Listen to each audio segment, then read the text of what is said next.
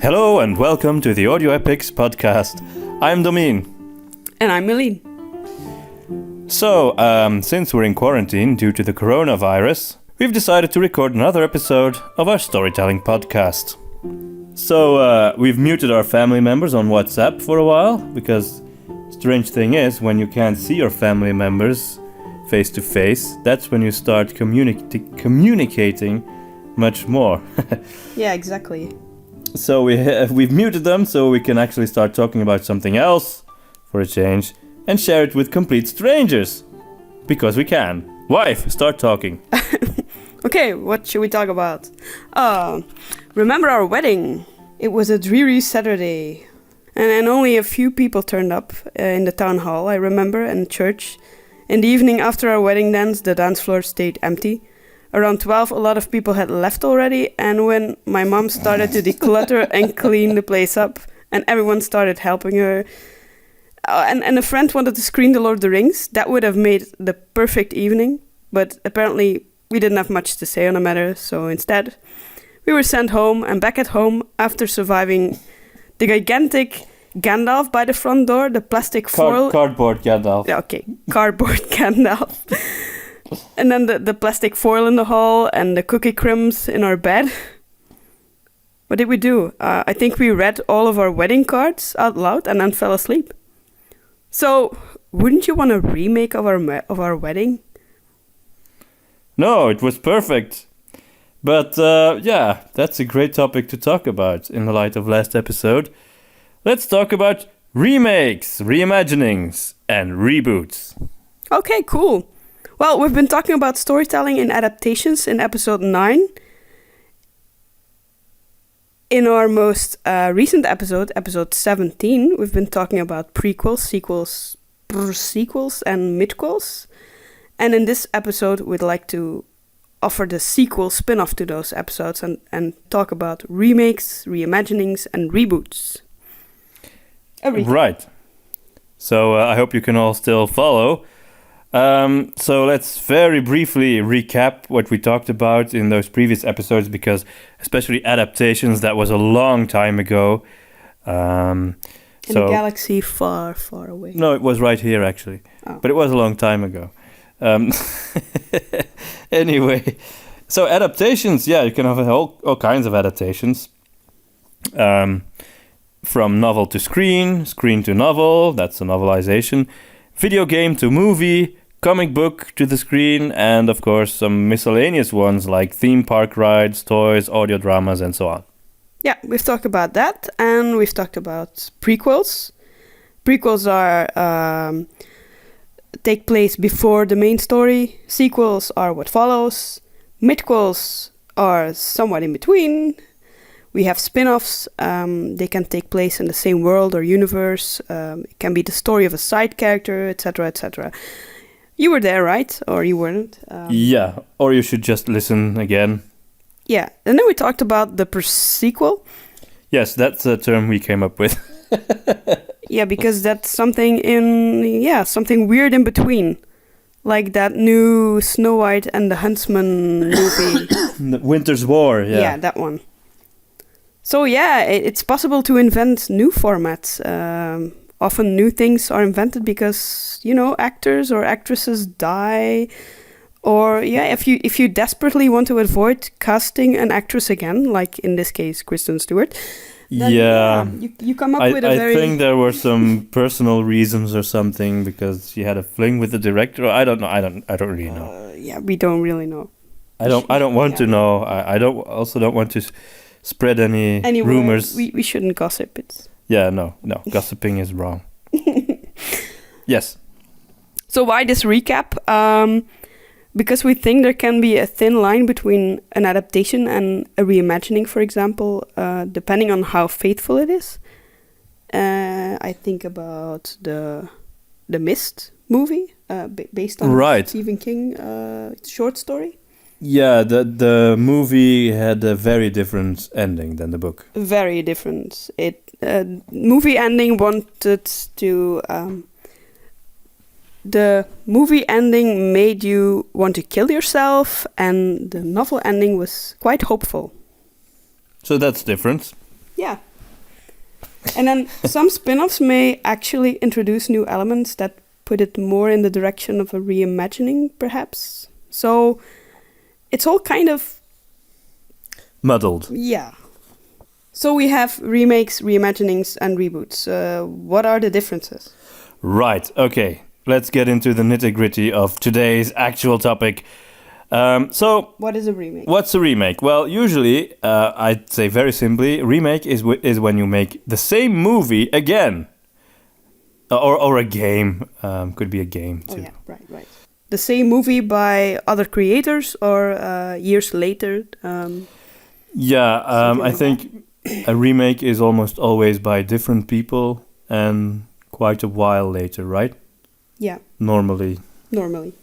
Okay, then what about a reimagining then? A reimagining. Well, that's sort of a term that we devised to describe something that's a little bit different from a remake in the sense that you revisit an old concept, but you change it really fundamentally. You make it so different that you can't really call it a remake anymore. Okay, so you take the same story or concept, but with a different take or perspective. You do something original with it. Something that makes it very different. Okay, so and what about a reboot? A reboot, a reboot is I would say a remake or reimagining is usually of a single movie, whereas a reboot is when you have a whole series of movies or games or comics or TV episodes, and you end the series and you start over with a blank slate. You start doing the whole series again with a different cast and okay. So it's like a reset. Yeah, a reset. You take other actors, you start over, and you completely ignore the previous adaptations or original. Yeah, it's done a lot in superhero franchises, especially Spider-Man. They're on their third or fourth Spider-Man movie series now, and completely remade it. Okay, so since this is not an exact science or anything, I would say maybe we could talk about some examples and then decide where we would classify them, talk a bit about them. Yeah, I think a good one to start from is King Kong, because that's in my opinion a nice example of a good remake. Okay. You have the 1933 movie King Kong. Mm-hmm. I don't know who the director was. It's very old. He is probably very old. I don't think he's alive anymore. Maybe he died during the Second World War. I don't know. And then there's of course the remake by Peter Jackson from 2005, and I think that's a good remake because the original 3 hour long. Yeah, right? It's 3 hours long because it's Peter Jackson, and he always makes everything at least 3 hours long. Also, he loves creatures who do. Yeah. But another reason, the fact that it's longer makes you, I think, more able to care about the characters, get to know them, get to care about them. But also, I mean, 1933 was a long time ago, and cinema has come a long way since then. It was in black and white. It was stop motion. I mean, if you watch the original now, it's still very charming. Yeah, but it's outdated. Yeah, nobody will be impressed by the giant ape in the original. Whereas in the remake, they made him photorealistic, and the fight with the T-Rexes is much more impressive, etc. So there's It's been a long while since I've watched it, but I remember it was visually gorgeous, and the soundtrack was also beautiful. Yeah, the James Newton Howard's score for King Kong is one of his best, maybe. Well, it's a classic, so I guess that's a good reason to remake it. Another classic, for example, is Ben-Hur from 1959. Yeah, I looked that up. And then there was a new Ben-Hur made in which year? Do you know that by heart? I don't know it by heart, but I've got it right here. It's 2016. It was the year your son was born. We went to see it, I remember Yeah. that. And it was not so good. I mean, the original is one of the greatest films ever made. But the remake from 2016 was just, an average forgettable movie. Yeah, I was always curious about Ben-Hur, and when I finally watched it, because I was postponing it because it was so damn long, but then I watched it and it didn't feel like a very long movie. It was such a timeless classic. I enjoyed it from start to end, and then I think it was only a couple of years later that the remake was created, and I didn't think it was much of an addition to the original version. They did change the ending a little bit, in that they become friends again. I'm not sure if that was a good thing, but on the whole, I think the new one is much shorter. The original was 4 hours. The new one's Exactly. an hour and a half or something, just much shorter. And there's just nothing very special about it. I mean, after such a great classic masterpiece, this is, it's just meh. Yeah, which doesn't mean that a remake of a classic cannot turn into something better, right?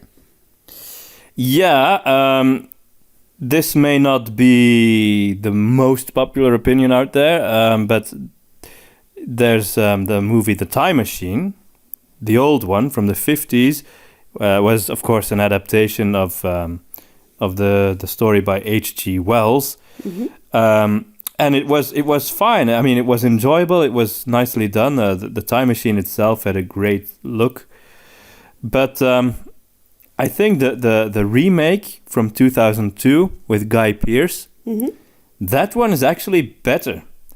And I really enjoyed that too. Yeah, and stunning visuals, great score. Yeah. It was kind of a movie that was sort of disregarded. I mean, it wasn't a commercial success. I think it's one of those forgotten little gems, but it's actually really good, because I think the main reason is that there's much more of an emotional story, of a personal story there, than there was in either the original book or in the first movie. Yeah, exactly. Remakes can also be movies or copies of movies in other languages, right?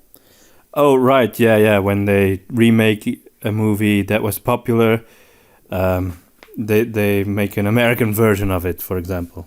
Yeah, it's almost always the case. Yeah, that's usually the way it happens. Yeah, you have a French or a Spanish or a whatever movie, and then America makes their version. Like that Spanish movie, Abre los ojos? Yeah, that was remade as Vanilla Sky with Tom Cruise. And our very own Loft in Flemish was remade into the American The Loft. Yeah. By the same director. But yeah, that was by the same director. They invited him over to Hollywood, and he got to make The Loft. Of course, if you ask a Flemish person to come to Hollywood to direct a movie, we say yes, of course, because it's a great opportunity for such a small...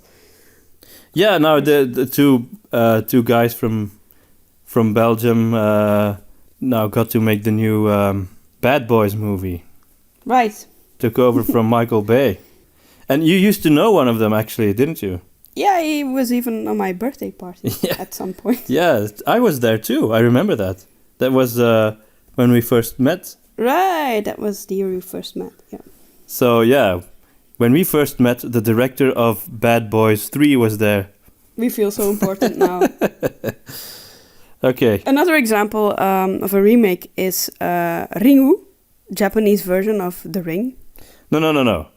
First, there was the Japanese version, and then they made the American one. Yeah, that's what I meant. Okay, sorry.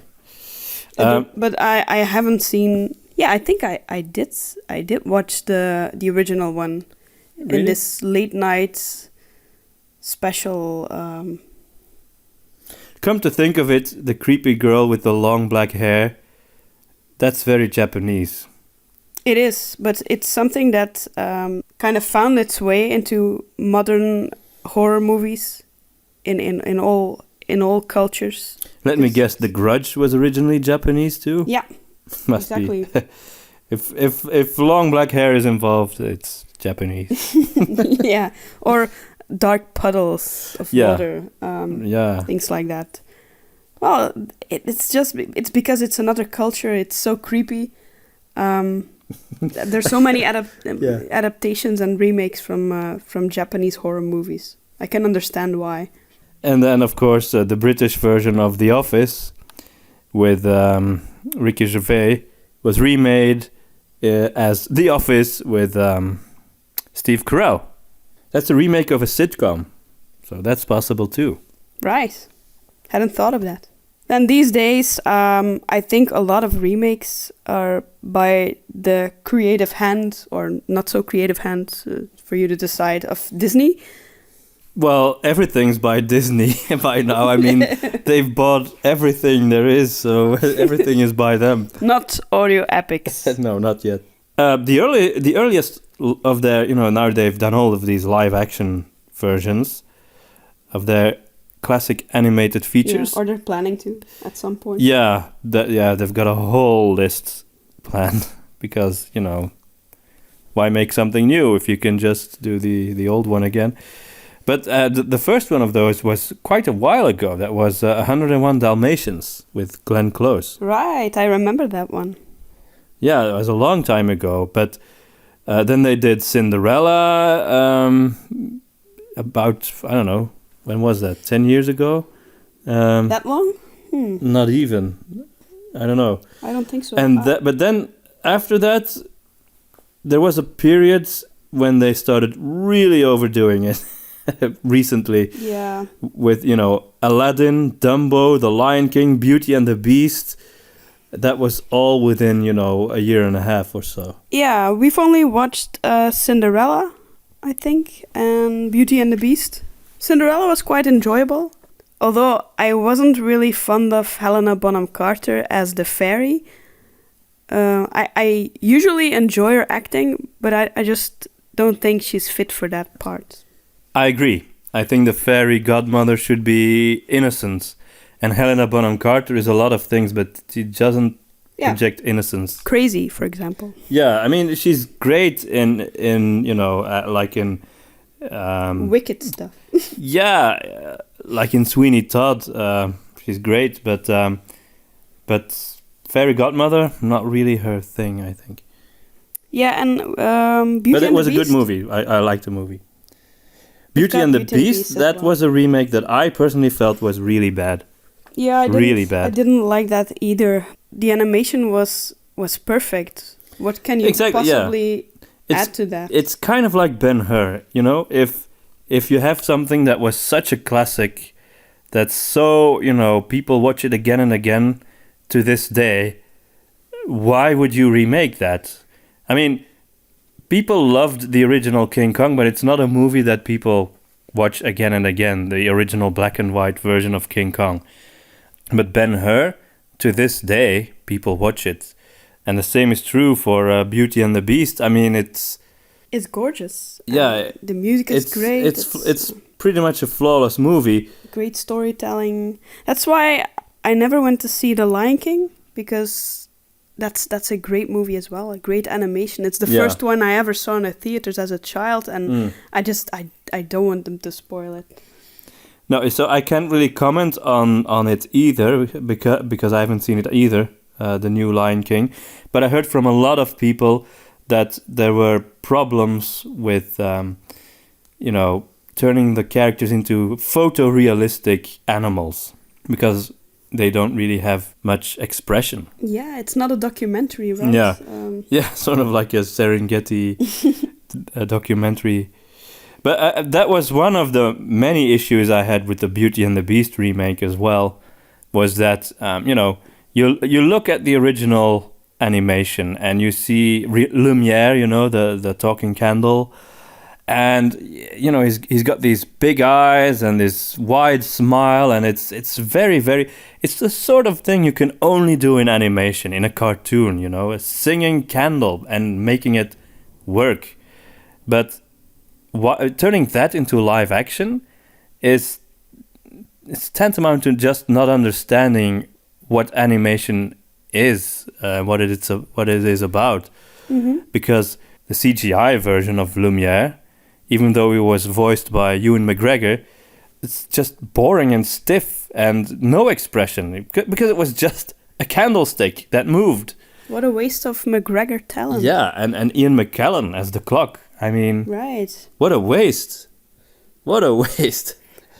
Yeah, it's too bad because I really like Emma Watson as an actress. I loved her in Harry Potter, but again, I think they made a mistake casting her for Beauty and the Beast. I'm not that fond of Emma Watson as an actress myself. I don't know, I guess as Hermione, that's good, but yeah, I haven't seen her in anything else that made me say, oh, she was great. Yeah, she was like the stiff know-it-all again, but it lacked a heart, the movie. Yeah. I didn't feel for the characters, and that's too bad. I thought actually Emma Watson's version of Belle was very unlikable.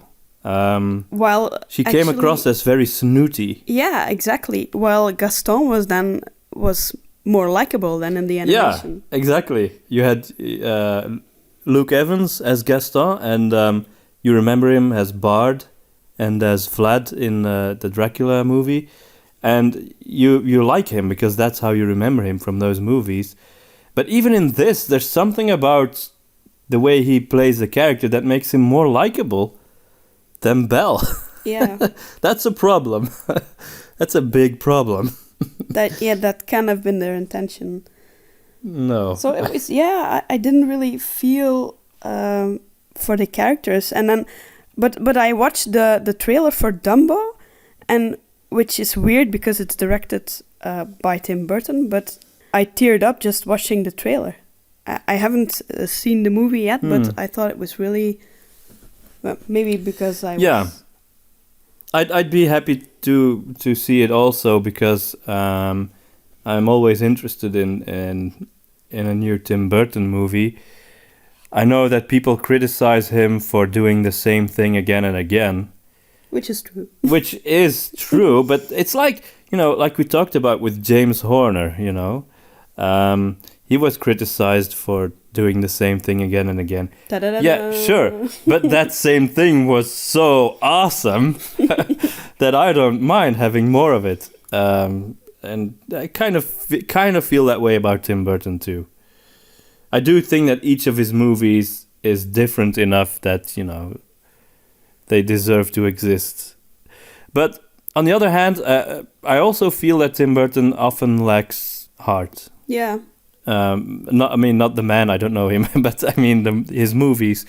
The stories, often, they're a bit distant. Yes, they are great concepts and they are beautifully realized, but you don't really feel anything. Yeah, there's always this layer of distance about them, which, for example... Even though there's a lot of atmosphere. Don Bluth does not have. He does have heart and he has atmosphere. Yes. So Don Bluth is one of my big examples, my heroes. Another remake... Well, actually, it's not a remake. I think this is more of a reimagining, was Maleficent.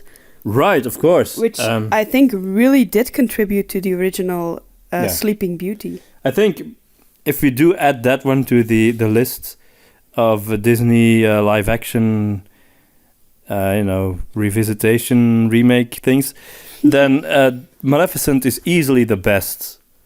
It's also the only one that got a sequel. I haven't seen the sequel, but... No, I'm curious about it. How can you make a sequel?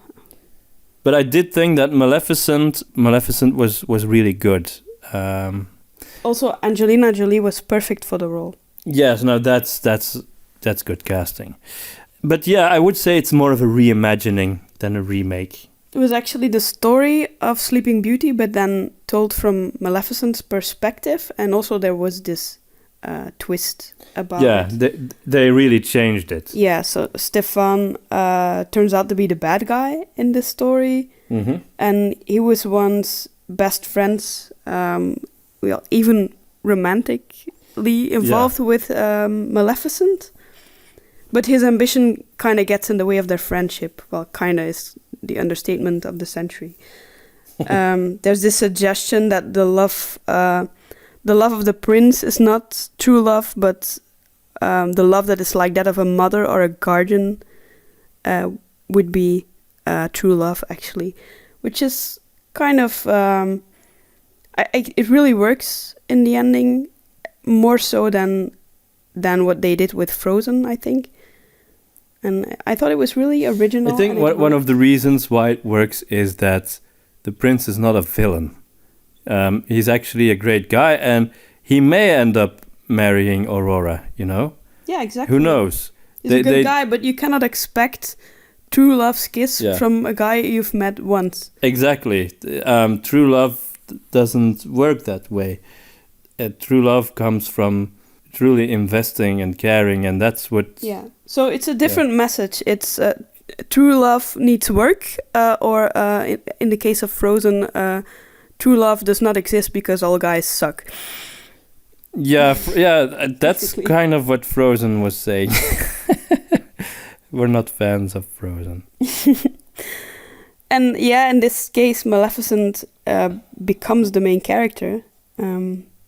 There's a difference with the spin-off in that it's still the story of Sleeping Beauty, but it's from another perspective. So exactly. It's Maleficent's story. It's really about. But I think you can sort of tell that it's a reimagining more than a remake by the fact that they changed the title. It's not Sleeping Beauty. It's Maleficent. Right. But there's one strange thing that I have to say about Maleficent, is that they do sort of introduce the character as a very good and innocent girl at first. Yeah, and then something. But really she's bad called Maleficent. Yeah, that's kind of. And she has horns on her head, so that's a bit weird. That's weird. At the beginning, she's this cute, innocent girl, and then she turns all villainy because something really bad happens to her, and then she turns good again. So. But as a whole, I thought that movie worked. It was also, very nicely designed, etc. So would, Rosencrantz and Guildenstern Are Dead, would that be a reimagining? Because you could say it's a spin-off, but actually it's the same thing, right? It's also the story of Hamlet again. But you take these minor characters from Hamlet and you retell the story from their perspective. I'll have to be honest. I saw Hamlet, but I couldn't finish watching Rosencrantz and Guildenstern Are Dead. I only watched it for about 20 minutes and then I had to give up. I was just so bored. Yeah, I didn't really like it either. It was supposed to be funny, I think. Yeah, I think it went over my head. Lost on me. I think it went over my head. I just wasn't well versed enough in Shakespeare to really get it. It's also a very serious story, Hamlet. Don't make fun of it. Yeah. I kind of have a theory that if Hamlet were released today, then everyone would laugh at it and it would be like The Room. Because it's full of these ridiculous scenes like accidentally stabbing your friend behind a curtain. There's something behind a curtain, let's stab it. Oh, turns out to be my friend. What a bummer. I mean, it's almost a comedy. If you'd watch it today for the first time, it's too silly, I think. Comedy, tragedy, potato. Yeah, that thing that Bender said in Futurama. Comedy is a dead art form. Now tragedy, that's funny. Well, apparently, I see a lot of Corona jokes every day. So, while people are panicking, some other people are just joking about it. So that balancing things out. Speaking of deadly viruses, Planet of the Apes. That's an interesting one. So you have the original movie Planet of the Apes from 1968 with Charlton Heston. And then you have the 2001 version, Planet of the Apes with Mark Wahlberg, directed by Tim Burton. Right. And that one has a different ending, right? Yeah, so spoiler alert for a movie that's older than you are. In the original movie, Charlton Heston ends up on this strange planet full of talking apes. And in the end, he discovers that it's Earth in the far future. You know, he sees the Statue of Liberty, and that's when it hits him. This is Earth in the far future. But with monkeys. Yeah, the monkeys took over. Talking monkeys. And in Tim Burton's remake, I think what they decided to do was, well, they knew everybody knows that shock ending, so we cannot just repeat that shock ending. It wouldn't be a shock anymore because everyone expects it. So they changed the ending. In fact, they changed the whole movie. It was very different. It was the same concept. An astronaut crashes and winds up on this strange planet where apes rule and humans are slaves. But how that story plays out is completely different. And they have another shock ending. This time, the astronaut returns to Earth at the end. And then it turns out that our Earth has also become a planet of apes. And that was very weird. I never got that ending. I still don't understand the ending. He returns to Earth, but then it turns out that there are police cars, but apes are driving them, and he sees a statue of Abraham Lincoln, but then it's an ape. It's Abraham Lincoln. Yeah, I remember that ending. Yeah. It was really weird. I still don't understand what happened. I really love the prequel trilogy, though. But we've talked about that, I think, in prequels and sequels. With Andy Serkis as Caesar. Yeah. The new Jumanji, which we've quite recently watched, which is kind of a sequel of some kind, I think should have been a reimagining. And I would have really liked it if it were a reimagining. Well, actually, I liked it now. I thought it was very fun. Yeah, me too. But I think what bothered me about it were the references to Alan Parrish and the story that went on before, because it was so different in tone and that it wasn't credible for me that it was actually the direct sequel to right. So this is a nice example when we were talking about sequels last time, that sometimes a sequel can be too different. Yeah. This is an example of that. Exactly. And if they had made this a reimagining or maybe a spin-off, I think that would have worked. Yeah, that's true. They could have just not mentioned the board game or Robin Williams or anything at all, and just kind of done it as a reimagining, as you say. And, you only need to delete a few scenes from the movie and that's what you'd have. Yeah, I mean, very small things. When they were running around in the world of Jumanji, there were this tiny little clues where Alan Parrish lived in a treehouse and stuff like that. And these references kind of ruined it for me. That was too bad because, I just couldn't believe it. I did like how, in the original, they included sort of all the board game cliches. And in this one, they included all of the video game cliches, but then mostly from older video games. Yeah, it was absolutely original and fun, but it was so different from the original. To make that story connection, I thought it was a bridge too far. But that's just me. No, I understand. It felt like trying to connect things that didn't really need to be connected. Now, before we move on, I think we should mention that we're drinking tea. And, what are we having? I'm not drinking tea yet. Okay, here's your mug. It's poire, miel, cannelle. Pear, honey, and cinnamon. Yes. From Twinings. Twinings. which is a decent brand, let's say. For us, as the massive snobs that we are. Yeah, we're tea snobs. Yeah. Or we're aspiring to be tea snobs. Yes, we're trying to sound like tea snobs, but we actually don't know anything about tea. We just like to drink it. We know we like it. Yeah. Yeah, but cinnamon, apple, and honey, I like it. Talking about things that we know we like, I know what I don't like is the idea of the new Ghostbusters movie.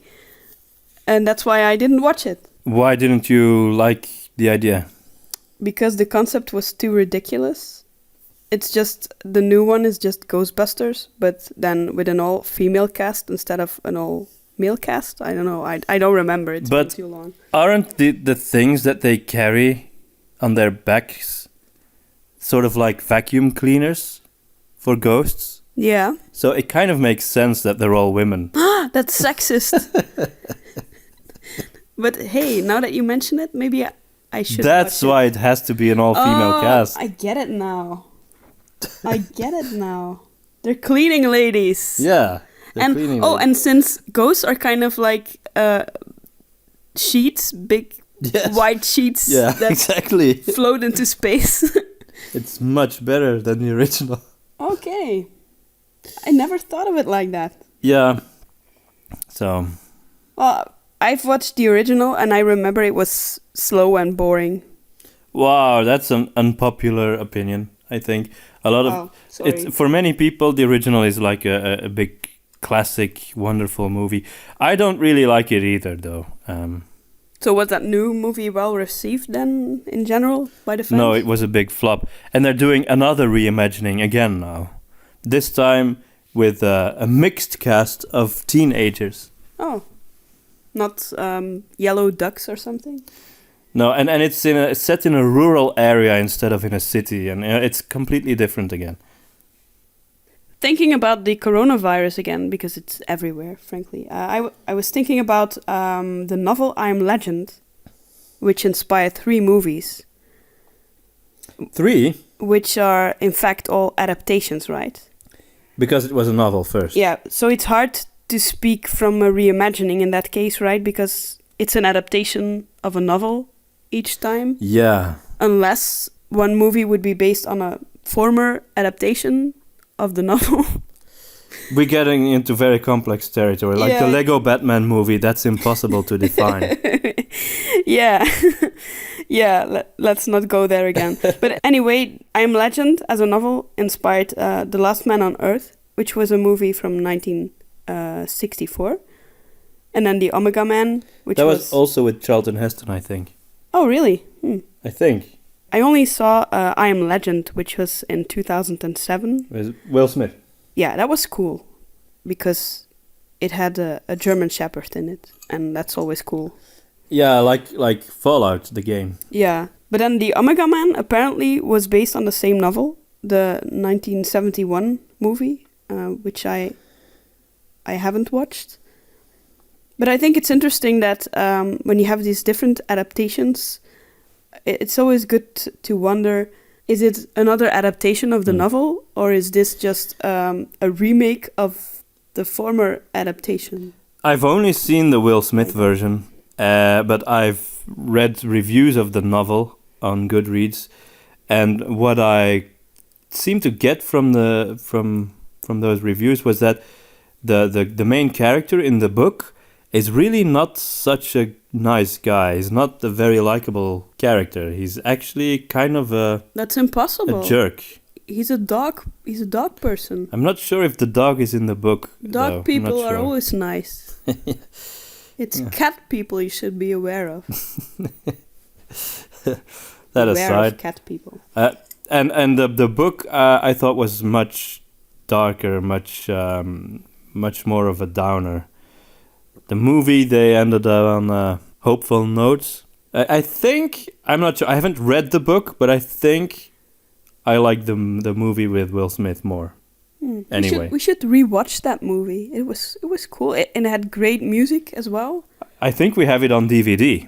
That's great, because I'm in this post-apocalyptic mode lately. Yeah, it's really weird with this corona outbreak. Now you want to watch Outbreak and Contagion, and we just watched Annihilation. That was a very depressing movie. Yeah, but it was fascinating. Yeah, it had Natalie Portman, so that's fascinating. So anyway, modern reimaginings, unfortunately, are often deconstructions. Yeah, we don't like that. Yes, we as hardcore traditionalists don't like deconstructions. We love it, though, when the atmosphere of the 80s is brought back in a movie and it's done, in a fun sort of way, not as a deconstruction. Like in Super 8 or in the series Stranger Things.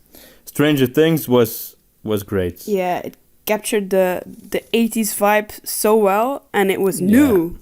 I can't get enough of those opening credits of Stranger Things. Just everything about it, just the sound and the grain and the even the font of the letters and the glow. I love it. I love it so much.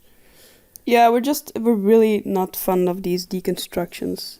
How could we be? I mean, if someone destroyed your puzzle as a child or your the tower you just made with blocks, now where would you get an image like that? You wouldn't like that either, right? Yeah, we're locked in with 2 kids, so. Yeah. Let's talk about reboots. Batman Begins is a nice example of a reboot. Yeah, right. Yeah, that's a retelling of the Batman origin story. Yeah, they already had the Tim Burton movies and then the other ones that sort of followed up on the Tim Burton ones. And then with Christopher Nolan, he decided, okay, let's just forget about that whole take on Batman and do a completely different take on the same character and world. So that's clearly a reboot. Yeah, like they did with countless of other superhero movies, right? Most noticeably Spider-Man. And Spider-Man. And the new Spider-Man. And Spider-Man. Yeah, and also Spider-Man. And Spider-Man. First it was Spider-Man 1, 2, 3, then it was The Amazing Spider-Man, The Amazing Spider-Man 2, then it was Spider-Man Homecoming and Spider-Man Far From Home, and then he was also in the Avengers series. Yeah, and then you have Itsy Bitsy Spider-Man. Now in the comics there are even more versions, far more, so yeah. We're out of our league. We're not big superhero connoisseurs, and I know lots of geeky people are, so we should probably tread lightly here. I liked Spider-Man. I like him too, but I mean, I don't know that much He's about... in my top 3 superheroes. Speaking of superheroes, our youngest son has come to join us because he's teething and he woke up crying, so if you hear something in the background... it's him. Snoring, it's not because we're boring, or maybe diaper muffled farts, it's not us, it's our son. And he's also taking advantage of the fact that his older brother is in bed, so he's having all the toys to himself. Exactly, right now we can play with everything. So, Tomb Raider, the series of video games, they also rebooted those. I think that's a good example of a reboot. The new Tomb Raider games, Lara Croft has normal breasts. Oh, so, like what they did with Barbie. Yeah, yeah. But that's not. I mean, it's not just that, of course. But I mean, no, I've the whole seen character. Those. Aren't they visually improved as well? The games. Oh yeah, definitely. Yeah, but newer games are always visually improved over. Yeah, but the atmosphere and the. Yeah, if you play the original Tomb Raider games, yeah. I remember those being more indoor. I could be mistaken, but these looked more adventurous. With, the originals were more confined spaces. Tombs. Yeah. The new ones, I guess. Well, the thing is, the new games, I think they just try to make Lara Croft a more relatable, real character, a believable character, not just boobs with legs. Oh, and a big ponytail or pigtail. So, and a friend of mine called The Force Awakens a soft reboot as well. And I guess that's an interesting way to put it. Soft reboot is a term I've heard before. I think it does apply to The Force Awakens. A soft reboot, I guess, is when you start the series over, but not by just disregarding the previous ones, by acting like they didn't exist, they don't count. This is the real thing now. It's not like that.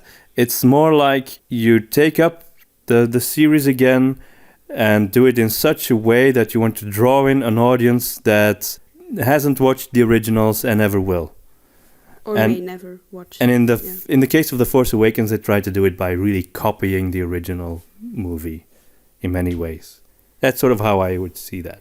Yeah, of course, in reality, it kind of did treat the originals as non-existent because it copied the same story and basically reset all the characters and their achievements, which is what bothered me most, but okay. I guess another example of a soft reboot is Doctor Who, in that when they started up the series again in 2004 with Christopher Eccleston and then David Tennant, etc., it continued on from the old Doctor Who series that ended somewhere in the 60s. It continued on from there, but it was done in such a way that no viewer of the new ones was ever expected to watch the old ones. You didn't have to see them. We didn't. So we didn't. We picked up right there with Christopher Eccleston, right? Yeah, that was the first Doctor we've. So I guess that's a soft reboot as well. Yeah, speaking of... Maybe Jurassic World is another soft reboot. Yeah, possibly. I really loved Jurassic World. I thought it was really well done. It captured the spirit of the original Jurassic Park better than any of the other sequels. Yeah, exactly. And the music was really good. They took the themes from the old movies and they added so much to the music. It was great. But speaking of Doctor Who, I think Doctor Who is cheating a bit because it's kind of a reboot, but it's also a sequel. The concept of Doctor Who is actually that the main character, the Doctor, is rebooted. Quite literally, he's... Right, yeah. He gets a new body. Yeah, he's the Doctor 2.0 and then 3.0. And with each new actor to play Doctor Who, you kind of get a reboot. Yeah, and that way they can always breathe new life into each season or couple of seasons because the Doctor usually lasts a couple of seasons. But it's still the same story, the same concept, and it moves on. So because it's complicated. Because I think with a real reboot, you can just kind of disregard what came before, and they don't. And with for example, when they moved from Christopher Eccleston to David Tennant, he was with Rose. She was his companion at that point, and she stayed his companion. So it really it continues on. It's just one big story, sort of. Yeah, right. With just a different actor playing it. That was kind of. But usually the companion changes too, right? It becomes a new duo. Then when Matt Smith took over, it was really felt more like a reboot. It was also a different writer. Those were well written as well. Those episodes. I think we stopped watching when it was Peter Capaldi, right? Before that, we only saw one season of Matt Smith, I think. Oh right, yeah. And we watched the first episode with Peter Capaldi, which we didn't like, and then we just quit the entire thing. Yeah, to me, Doctor Who, I just really don't care about it at all anymore. To be honest, I just completely lost interest. Anyway, I think another one you could say is James Bond. Yeah, right. Because that gets rebooted with a new actor every time. My favorite really is Pierce Brosnan. I never really got into the Daniel Craig movies. because I'm a big fan of Pierce Brosnan as James Bond. To me, that's James Bond, and I just Now, according to Sir Christopher Lee, who knew Ian Fleming, the writer of the original novels, he said that Pierce Brosnan is actually the actor who most closely resembles what was the intention for the character. Oh, really? Well, I always liked him. I think a lot of people will call Sean Connery the best because he was the first, but I don't think first necessarily means best. And last doesn't either. That's true. So, we've mentioned reboots, remakes, reimaginings. What do you think makes a good remake? Well, I think we've established that there has to be a good reason to remake the movie.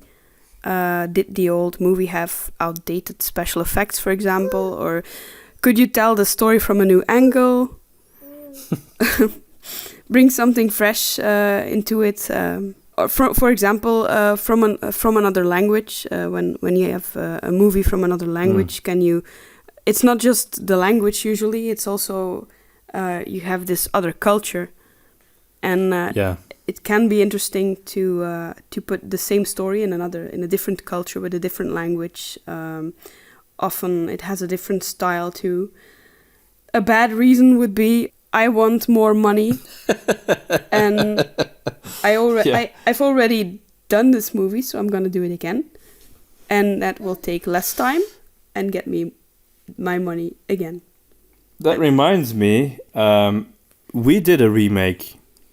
The Will of the Woods was actually a remake of our original Flemish language story, De Wezens van het Woud. We thought we made no money with the first one. Let's make another one and make more no money. More no money.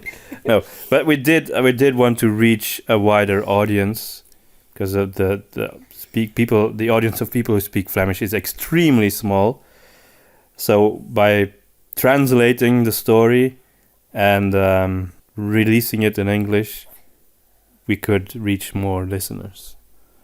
And I'm very happy that we did, because I think the English version is decidedly better than the original. Yeah, there were also Dutch. some minor flaws in the script that we managed to get out. And we usually tell people who speak Dutch, if you understand English, listen to the English one, because it's actually better than the original.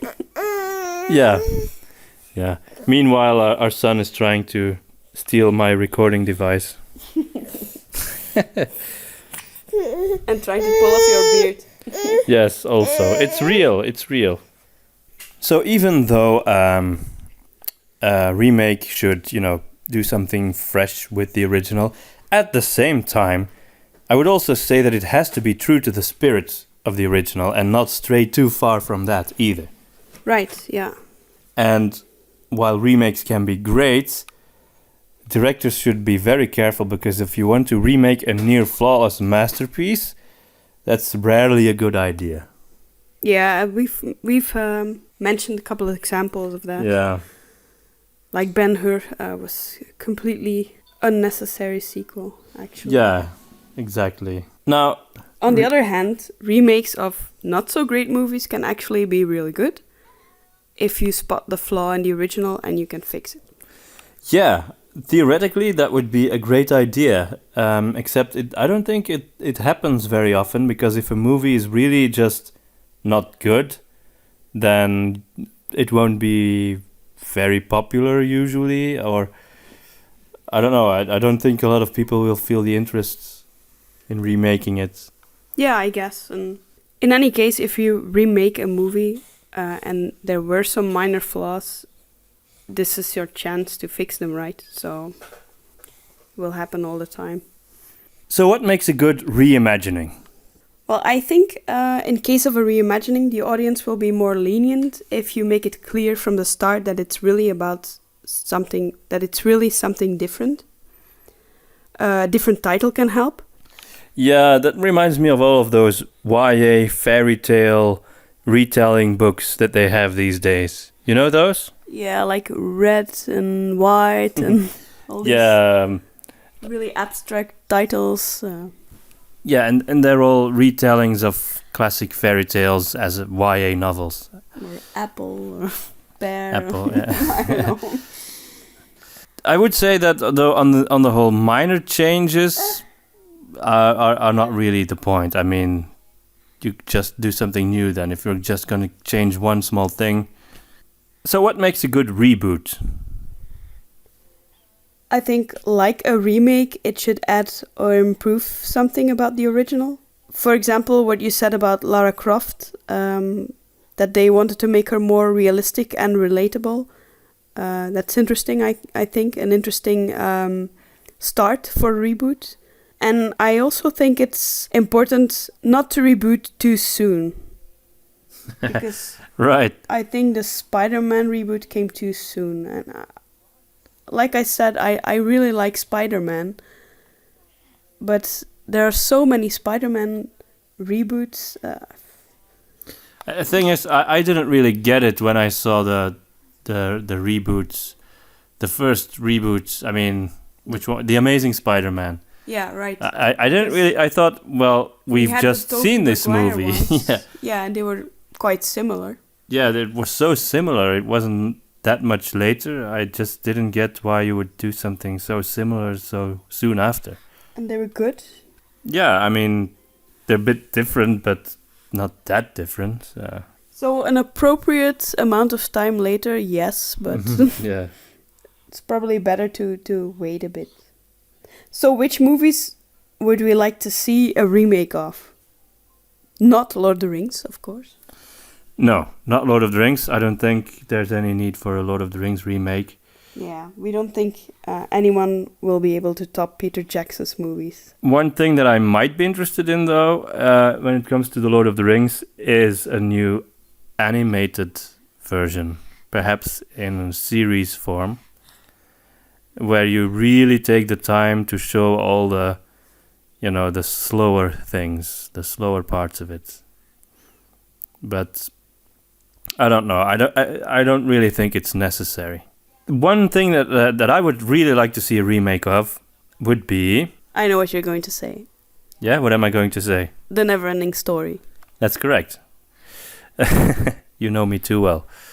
Yeah, The Neverending Story is one movie that I would like to see a remake of, because the original book is wonderful, and the first movie that was made in the 80s was quite a good adaptation of the first half of that book. But the book really consists of two halves, and the second half, well, they did do a movie called Neverending Story 2 a number of years later, but that was really bad, and it was not faithful to the book, and it was a big disappointment. By another director as well, right? Yeah, I think so. Yeah. So, I'm still waiting for. These days, it's quite popular to do a big book as two movies, right? With the Hunger Games and Harry Potter, they did that. So they should do that with the Neverending Story, I think, and then show all the things that they couldn't really show in the original movie, like Falkor actually looking like a dragon instead of a golden retriever. Yeah. Yeah, I was going to say that it was kind of cute, but I'm really curious about a remake of that and how they're going to make Falkor look. And I'd really like to see Atreyu actually hunting the purple buffaloes, etc. Maybe they could make another remake of Dracula. Yeah, there's been almost no remakes of Dracula. Or, adaptation.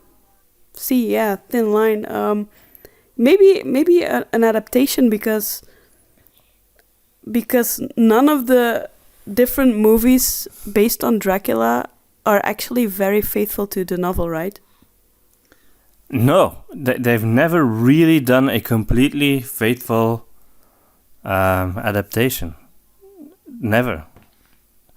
The closest one was perhaps Francis Ford Coppola's version, but he really messed up the themes of the book.